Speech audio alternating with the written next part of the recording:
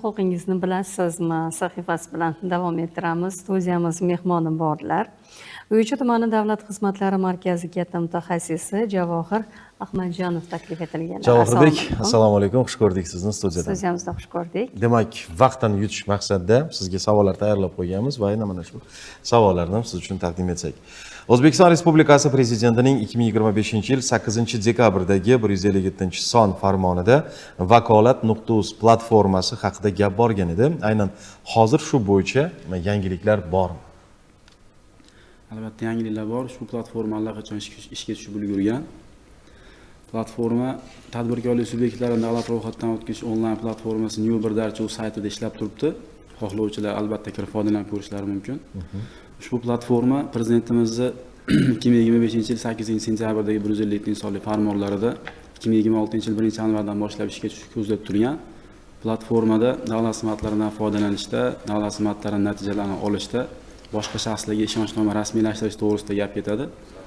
Qolaversa, shu platformada yuridik shaxs tomonidan rasmiylashtirilgan ishonchnomalarni ixtiyor ro'yxatdan o'tkazish, boshqa barcha turdagi ishonchnomalarni onlayn tartibda tekshirish imkoniyatlari ham mavjud. Eng asosiysi shu platformadan foydalanish mutlaqo tekin hisoblanadi.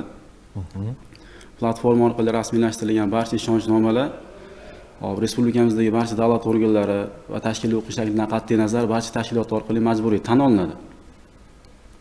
Davlat tashkilotlari va davlat organlari tomonidan platforma orqali rasmiylashtirilgan ishonchnomalarni qog'oz shaklida so'rash mutlaqo taqiqlanadi. Chunki notarial tartibda tasdiqlangan ishonchnomaga tenglashtirilgan platforma orqali rasmiylashtirilgan ishonchnomalar. Endi mana shu platforma orqali ishonchnomalarni rasmiylashtirish hamda bekor qilish tartibi haqida ham tushuncha berib bo'lsangiz. Prezidentimiz farmonlarining ijrosini ta'minlash maqsadida o'tgan yil dekabr oyida 25-dekabr kuni, ya'ni 825-sonli Vazirlar Mahkamasi qarori tasdiqlandi. Qarorga asosan platforma orqali elektron ishonchnoma rasmiylashtirish, o'zgartirish, bekor qilish va ishonchnomalar reyestrini yuritish uchun nizom tasdiqlangan. Nizomga asosan esa platformada elektron ishonchnoma rasmiylashtirish uchun elektron hukumat tizimi orqali, ya'ni OneID orqali ishonchnoma rasmiylashtirmoqchi bo'lgan shaxs ro'yxatdan o'tadi va platformadagi tegishli so'rovnomani to'ldiradi. So'rovnomada qanday turdagi vakolatni taqdim qilmoqchi, vakolat turlaridan o'ziga kerakli bo'lgan vakolat turini tanlaydi, ishonchnomani muddatini belgilaydi va kimga vakolat bermoqchiligini ko'rsatadi. Ishonchnomani o'z ixtiyoriga ko'ra 3 yildan oshmagan muddatga berish mumkin. Ishonchnoma 4 xil holatda o'zgartirilishi mumkin. Qachonki jismoniy shaxs pasport ma'lumotlariga yoki familiya ism-sharifiga o'zgartirish kiritilganda, yuridik shaxs nomi yoki tashkiliy huquqiy shakli o'zgarganda va qolaversa ishonchnomani amal qilish muddatini uzaytirilgan paytda qayta rasmiylashtiriladi. Bekor qilinishi esa 3 xil holatda tizim tomonidan avtomat bekor qilinadi. Qachonki jismoniy shaxs vafot etsa, yuridik shaxs tugatilsa va ishonchnoma muddati tugaganda. Javohir, endi so'nggi savolimiz aynan bu platforma bizga nimalarda ko'proq yordam beradi? Platforma asosan davlat xizmatlaridan foydalanishda ko'proq ishlatilishi mumkin. Misol uchun siz hozir ishdasiz deylik, lekin zarur bo'lib qoldi davlat xizmatlarida qandaydir xizmatdan foydalanishingiz kerak, lekin ish jarayonidan ozod bo'lib chiqib keta olmaysiz.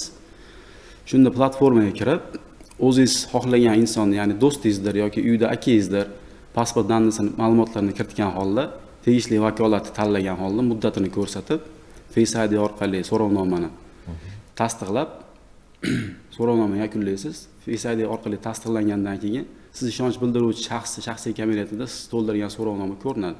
Ya'ni siz menga vakolat bermoqchisiz. Mani shaxsiy kabinetimda siz to'ldirgan savolnoma ko'rinadi. Men bu so'rovnomani yoki tasdiqlashim yoki rad qilishim mumkin.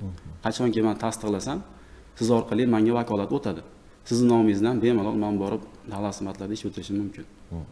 Lekin bu aynan mana shu birozgina xavfliroq tus olmaydimi keyinchalik aynan mana shu Face'da buni ham oldi olinganmi? Oldi olingan, istalgan vaqtda ishonch bildiruvchi tomonidan ishonchnomani bekor qilish yoki vakolat oluvchi tomonidan ishonchnomani rad qilish mumkin. Bu chorasi ko'rilgan. Rahmat Javohir, bugungi savollarga bergan javoblaringiz uchun. Ishlaringizni omad tilaymiz. Xush ko'rdik sizga. Ma'lumotlar uchun rahmat aytamiz.